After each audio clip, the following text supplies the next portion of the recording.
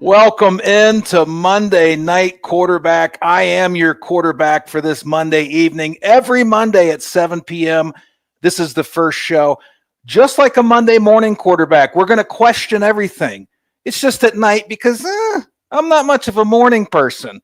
Okay, so we're going to bring up topics. We might break down games from time to time on Mondays, but mostly it's just going to be me standing here complaining about things or advocating for things. So there you go. It's brought to you by MyBookie. It's one of the main sponsors of 12 Ounce Sports. Use the promo code 120Z Sports, all caps, no spaces. Get a deposit bonus up to $1,000. I want to thank my producer in the background here, Michael Carvelis, for helping me out. I know the young man is tired, but he's helping me out here. He's going to help me every Monday. I'm going to get into it. I'm excited about it. Hashtag MNQB. I'm going to get into this, though. But I saw something today that was real interesting. I saw a Brewers fan on opening day for Milwaukee right on the concourse in front of, well, it's Major League Baseball, so dozens of fans, whips it right out and starts taking a leak right on the concourse. I don't have that kind of confidence. Pretty crazy stuff. So Major League Baseball is in full swing. We got people peeing in public. It's go time. We had, I think the Cardinals had about 5 fans in the stands. Who knows? But the big topic in baseball right now is torpedo bats. Hashtag torpedo bats. We're trying to make a hashtag go viral here. What is the torpedo bat? Well, first of all, let me bring you in an actual pro baseball bat, all wood, beautiful work of art. This is a little weathered, okay? I've hit a lot of balls with this, not at the major league level. But as you see, most bats are pretty universal, look pretty similar. The torpedo bat, if my producer will bring up the image for me, it's got a distinct look to it. It's a little fatter. If you can see kind of towards the barrel here, it's a little fatter in this zone. So what happened was an analytics person from the Yankees, you can take that down, Michael, thank you. An analytics person for the Yankees did some research, and each hitter has their own sweet spot, okay? It's not all the same sweet spot. Now in golf, the clubs kind of have the same sweet spot. You just have to adjust your swing to hit that. In baseball, apparently, one guy's sweet spot could be here, one could be here. So they had someone from MIT make custom bats for each batter. So this guy's might be fatter here. This guy's might be fatter here. The Yankees are hitting dingers all over the park now, okay? You can't get these guys out. They're hitting it everywhere. And I saw that there's a handful of other players that tried it out in spring training for other teams, not just the Yankees. But the Yankees are the first team that kind of done it team-wide, and they're cranking the ball. Now, I know their stadium isn't, the toughest to hit home runs in. I mean, I don't know that I could hit a home run there. I'm old, though. But they're making a difference. And a lot of people are upset. Now, I know in modern day times, fans tend to complain about innovation, okay? But think about it. We all benefit from innovation. So we shouldn't be mad that maybe baseball has implemented or allowed this to happen. I mean, what's the old argument? LeBron's got things at his expense, new age training, new machines, new exercises, maybe Jordan didn't have. And Jordan had things at his expense that maybe Bill Russell didn't have. But that's called advancement in sport. So should we hate torpedo bat or should we embrace it? So here's the question. I'm going to put this bat down. Here's the question. If you're going to complain, is it legal? So we pulled it up. We pulled up the rule. Here's Major League Baseball's regulation. It's fairly lax, okay? It's not very stringent. It remains legal to torpedo bat, according to the Major League Baseball front office, as they follow Rule 3.02, which states the bat shall be smooth, round stick, not more than 2.61 inches in diameter at the thickest part, and not more than 42 inches in length. It shall be one solid piece of wood. So, as long, and nowhere in the regulation does it say that, it has to be 2.61 inches from here to here. It could be anywhere on the bat thicker than the other part. So, and it's one solid bat, one solid piece of wood. It's smooth. It doesn't break any rule. So if you're mad about it, you're just mad at innovation. But this little thing I just pulled out of my pocket is innovation. Now we all have a computer in our pockets, which reminds me, I did have a math teacher in school once that said, you're going to have to learn to do these equations. You're not going to have a calculator in your pocket your whole life. That's false, ma'am. Okay? So my Monday night quarterback assessment is, let's not get all up in arms about the torpedo bat. It's not like a robot's hitting for them, like the umps have a robot calling balls and strikes. I hate that, by the way, too. I like the human element in baseball. Pitch clock we're going to get to here in a second, but this is really a topic about torpedo bats. I understand that you're mad. Maybe you're mad because the evil empire, as we call them in Cleveland, the Yankees are the first to kind of implement this, and they're benefiting from it. But everybody's going to benefit from it, not just the Yankees. Everybody's going to see the value. And again, this is like Moneyball all over again, the Oakland A's Moneyball. An analytics guy that got hired by the Yankees figured this out and kind of unlocked something here. So don't hate it, okay? Your team's going to implement this too. I say the torpedo bat is a good thing for baseball. They've needed kind of a spark. Again, the Cardinals, I don't think it was their home opener. It was the second game of the year. Thank you for the comment, by the way. We'll get to that in just a second. They barely had a crowd. Baseball's hurting a little bit. Now, if I'm going to kind of branch off the torpedo bat subject, I'm not sure I'm a big fan of the pitch, the pitch clock. I don't know how I like that. I think I like to leave it up to the umpire to decide if a guy's taking too long on the mound and then start warning him that he's going to call balls. I like the human element in sports, and I like the innovation to a certain degree, okay? Don't go altering the sport completely. You know, sports like soccer, baseball, tennis, it is what it is. You have a couple objects and you play the game. You know, if you're hurting for audience, I mean, maybe you can change some things up, but don't go completely altering the game. So I'm not a big fan of the pitch clock, but the torpedo bat, Monday night quarterback says it's a great thing. Can we see the comment again, please, Mr. Producer? Torpedo bats for all, fire away. I'm with the sports stance right there. Thank you, Greg. Everybody's going to do it. That's all I'm going to say. Everybody's going to implement the torpedo bat. Okay. Now, that's our first subject. This is Monday Night Quarterback, by the way, first ever episode. We do 3 to 4 quick topics. We're not going to keep you long. Eventually, it's going to be Monday Night Football. I'm old. Time goes by very quickly. Before we know it, Monday Night Football. So I don't want to go too long because we're going to be watching Monday Night Football after this show. But you do have to watch this show every Monday, 7 o'clock. Producer, we're going to go to a commercial. We'll be right back in about 30 seconds. I have another really hot topic for you. Monday Night Quarterback. Be right back.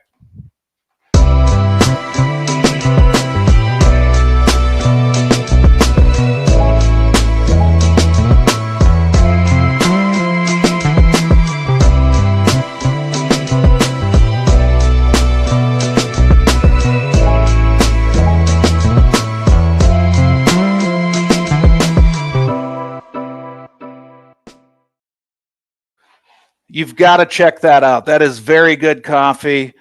12ouncesports.com/coffee. I got my old Donato's cup when I lived in Columbus. It's good stuff. All right, folks. Again, if you love grassroots sports, 12 Ounce Sports is where it's at. You can catch this show every Monday night, but we have a full schedule of great shows. So check it out, 12ozsports.com. Now, let's get on to our next topic. Mr. Producer, bring up the graphic. These two are really going to get me going because the torpedo bat wasn't really a big deal to me. But pro sports suspensions, okay? What is going on with these pro leagues that, yeah, and I'm going to give an example, but we're going to get to modern times and what happened with the Pistons the other night. But the NFL's been notorious for this. This guy will beat a woman and get 3 games. And then a year later, this guy beats a woman and he gets 6 games. And then a year later, this guy beats a woman and gets 2 games. Can we have some uniformity in our suspensions? Like, what are they going to do with these Pistons players? Can we bring up the video real quick and then I'll go to my point? in just a second. So we see the player, they're spilling in, they're falling on fans, and they're throwing punches with a fan's head right there. Like, this has got to be a heavy suspension, or what are we doing here? I mean, the NBA is already hurting for viewers. That's what they tell me. I mean, the stands always look full, but we're spilling into the crowd, guys. Okay? And something tells me the NBA, which they know they need more viewers, you could take that off now. The NBA has already said they're trying to change all these things. They have in-season tournaments. They're thinking about going to halves like college. Adam Silver's trying to figure out, why are we losing an audience? There's several reasons why you could be, but you have to make sure you levy an appropriate suspension here. We can't have we want to keep the stars around, so we'll suspend them 3 games. No, you had a fan with players in his lap and punches being thrown. This has got to be severe. Ron Artest, the Malice at the Palace. Now, I know he actually went after fans, but he ended up getting suspended 86 games for the Malice at the Palace. So you're fighting another basketball player, but in the lap of a paying customer. I think it's got to be at least in the 20s. I think it has to be 20-some games, but something tells me they're not going to do it. Something tells me they're going to go light, okay? Yeah, they ejected all these players, but these leagues are so inconsistent, all right? Baseball's inconsistent too. I can't remember the player's name, but he was being accused of sexual misconduct, and he was still playing. Like, come on, guys, what are we doing? It's a sport. If these guys can't stay within the law off the field, you have to suspend them heavily. If your players are spilling into the crowd fighting each other, you have to weigh the suspensions heavily. There can't be any way around that. And this inconsistency, maybe these leagues, instead of sitting around all offseason thinking of little wrinkles or giveaways to get everybody excited to go to the stadium, maybe they should think through these. What if this guy does this? What's the standard suspension? What if a guy does this? What's the standard suspension? Notice I said guy, because most women's sports, we don't have all this illegal activity off the field. All right. It's mostly just the men. All right. I'm calling myself out too. I'm a man last I checked. But we have to be consistent because the fans see that. So if you're already hurting for viewership, right? And the fans see, oh, they went really light on that. Like, I'm not going to go to a game. Some guys would love to be a part of the fight, but that's all I'm saying. Nothing's happened here. So I shouldn't have any anger right now. Nothing's happened. I'm just predicting that the NBA is going to go light. Who knows? I could be wrong. All right. One more segment, and then we may call an audible. I am the quarterback. This is Monday Night Quarterback on 12-Ounce Sports. We're going to go to a quick little betting sponsor, and then we're going to get into some youth sports that's really ticking me off. This is kind of the theme of the show. Sometimes I'm just angry. Some nights I'm just going to be really happy. But, we'll play it ear to ear. We'll play it by ear. Woo, I'm getting tongue-tied. I'm excited to be doing this. I got the studio going. I haven't done this in a long time. El Jefe's usually backstage doing all that stuff. I like getting on camera. Producer, let's cut to that commercial. We'll be right back in 20 seconds. BetUS.com is the official place to place your bets and support 12-Ounce Sports.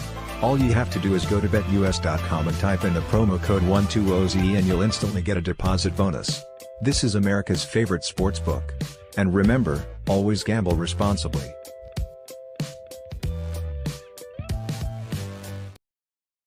All right, that's BetUS. They're good too. Now, I said MyBookie's the official sponsor of 12-Ounce Sports.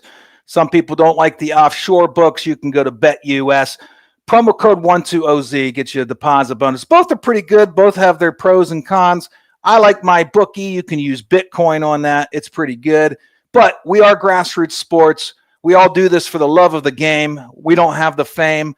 So, support our platform by supporting our affiliate sponsors. MyBookie's a good one. BetUS is a good one. All right, I got one more topic. It is Monday, the last day of March. We're getting into April. I was hoping this first show would fall on April Fool's Day. I don't know why. It's just something I was hoping for, but it didn't work out this year. But we have one more topic. Mr. Producer, pull it up. Travel sports for youth. Now, Some of you parents are going to really hate me, but please keep tuning in every Monday night. This isn't going to be a favorable topic for you parents traveling your kids around the country playing soccer or whatever sport they may play. It seems to be soccer a lot, but I know it's softball and baseball. And the people in my life, my personal life, I love them, okay? I care for them. Employees, friends, family. But I seem to be getting more and more calls on Monday mornings, mind you, about, oh, my daughter's softball team, man, they really got after it this weekend, and she can hit the ball a mile. And how old is she again? 9. Okay, let's calm down a little bit, all right? Like, I know parents that spend over $10,000 a year, so every weekend they can drive 120 miles and their kid plays 16 soccer games in a weekend. I don't even know how that's possible. I play one tennis match. I can't walk the next day, but I am old. I mean, these softball teams go to these weekend tournaments and play 12 softball games in 3 days. What the heck are we doing? These kids are 9 and 10 years old. The parents are spending thousands and thousands of dollars. These kids don't have any free time. They're going to get burnt out by the time they're 14 anyway. And if they don't, here's the other bad news. 0.023% of youth go on to be pro athletes. Now, you might say, well, we want little Johnny to get a college scholarship. That's fine, but have you looked around big-time sports, college and pro? Most of the stars are from modest means. They didn't play these special clubs or all these travel teams. Their families didn't have the money. You know what got them to that level? Hunger. And something tells me if you're spending 10 grand a year and you're taking your kid across country every weekend, it's like a vacation every weekend to play soccer or baseball, they're not going to be hungry at 18 to start at Alabama. They're just not. They have everything they want. They got the top-of-the-line cell phone. They got the top-of-the-line laptop. They just took 20 trips last year to play softball. That's not helping. 0.023% of youth go on to play pro sports. That's it. But if you ask, that's what the goal is here. Now, the percentage gets a little better. If you're accepted into a soccer academy, that's beyond travel ball. That's actually you're selected. 2% of those become pro soccer players. Those are your odds. I'm not saying don't play. I love sports. I played every sport when I was a kid. But you know what I also did? I played with my friends in the yard. My dad was self-employed, so I had to work. I wasn't traveling every weekend. I don't think it's helping, folks. And I'm not the first to talk about this. Bryant Gumbel talked about on HBO like 20 years ago about what a monetary scam this has become. This is big business. Millions of dollars is taken in every year to dupe these parents into making their kids basically a travel softball player for no money. It's not helping. Play in your community. Play year-round if you want. I don't think it's even good to play one sport. You got to develop other muscles. But this thing has gone out of control. I get calls daily by people in my life. Oh, little Johnny, little Susie did this. They're 6. A 6-year-old shouldn't be playing 10 games in a weekend. Structured, organized games. They should be playing in the yard. If you can do that anymore. I don't know. Do kids even play in the yard anymore? Who knows? Monday morning or Monday night quarterback, I'm not a morning person. Monday night quarterback says, youth travel sports, no. Financial disaster, don't do it. Pro suspensions, please be consistent. Torpedo Bats, 2 thumbs up. All right, I'm the quarterback. Let's call an audible. Get in here. What's your audible? All right, so just for the record, great show, by the way.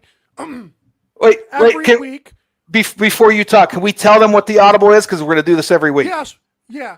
So okay, I'm the quarterback. I'm calling an audible, but the audible is actually on me. You're gonna bring up a topic. I have no idea what you're about to say. None whatsoever. Yep. That's the audible. Go for it. So exactly. So every week I'm gonna have some kind of topic I just want your thoughts on. And I was watching the Room show. I saw a little bit of this on Twitter /X. And then I was like, what is his thoughts? So March Madness, all 4 number 1 seeds made the Final Four. I believe it's the second time, according to a commenter, that ever happened. I'm wondering, I'm going to take the Rome side of this. Do you think this is the NIL going towards the big schools? You think this is a sign of things to come? Is it something or nothing? Like, what's going on here? So a few things are going on. I don't know if it's only the second time ever, but it hasn't happened since 2008. I almost had all chalk. I had three of the 4 number 1 seeds. Is it directly because of NIL? NIL is heavily weighted into why this is happening, but it's 1 year. Okay, we haven't had all 4 number 1s in 17 years, so the sky's not falling. Here's why you're probably going to see less and less Cinderellas. NIL does play a huge factor in that. Look at Michigan. They had Yale's star from last year on their team this year because they probably threw him $100,000, okay? But the other issue, and I think we wrote an article on 12 Ounce Sports last year about it, is when they passed legislation or whatever you want to call it, a rule, law, that you can transfer unlimited amount of times with no penalty. It used to be you can transfer out of conference and play right away. If you transferred in conference, you had to sit. But the second time you transferred, you had to sit no matter where you transferred to. Now you can transfer every year. You can't transfer mid-season and play there, but you can transfer every year. So you can conceivably play for 4 or 5 different teams while you're in college. That's also a problem, not just the NIL, because if you're a star at Yale today and Tennessee comes calling, I'm not going to say Purdue, and I'll tell you why here in a minute. Houston comes calling, right?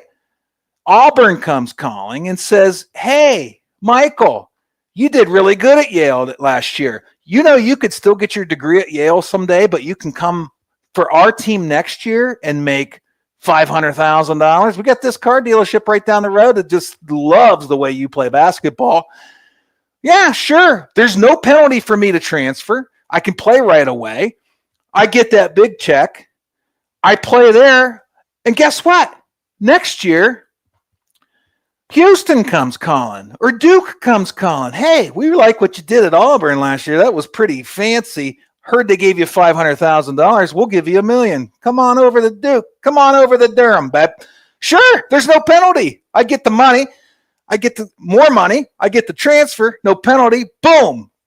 So why would you stay at a Drake 4 years when you can become a megastar with mega money? Because Drake's not going to have the $1 million to give you. That's what the problem is. Is it going to change? No. I've heard many big names on TV say they love that all 4 number 1s made it. They think it's better entertainment, better basketball. Maybe so. I just love to see the Cinderellas win, and I don't think we're going to see it much anymore. But I'm reserving judgment as the Monday night quarterback because it's 1 year, okay? We haven't had all 4 number 1s in the Final Four in 17 years. I think it was 2008. I hope I'm right. So I'm not overreacting just yet. I am overreacting to the fact that I almost did 30 minutes. I told my producer, this isn't going to be a long show, 15 to 20 minutes. We're 25 minutes in, babe. It's going to get better.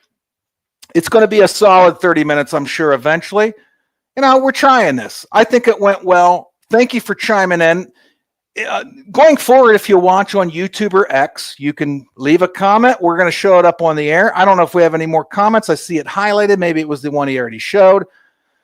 But Monday night quarterback, again, much like the Monday morning quarterback, just not that early. I don't like to get up in the morning. You know, I'm a slow mover in the morning, fast mover at night. That's a good way to go. Don't forget, Torpedo Bat. It's the thing of the future. And also, the thing of the future is Monday night quarterback. Tune in next week, folks. Thank you for watching. I'm El Jefe. Michael, thank you behind the scenes. I had a blast. Have a great rest of your Monday evening. I'm going to go hit some balls. Peace.